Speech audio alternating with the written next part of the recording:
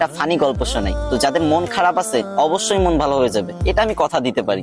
যদি হাতে কয়েক সেকেন্ড সময় থাকে তাহলে আমার গল্পটা শুনে যেতে পারো। তো ছেলেটার নাম চুঙ্কু, তার সমস্যা একটাই, সে ইংরেজিতে কথা কইবারই পারে না, কিন্তু ম্যাডাম তো রেগে মেগে পুরো আগুন। চুঙ্কু, তুমি যদি কালকে ইংরেজিতে কথা বলা না শিখতে পারো, না শিখে আসো, তাহলে কিন্তু তোমার খবর আছে। তো চুঙ্কু তো ম্যাডামের এই কথা শুনে ভয়ে ভয়ে বাড়িতে গেল।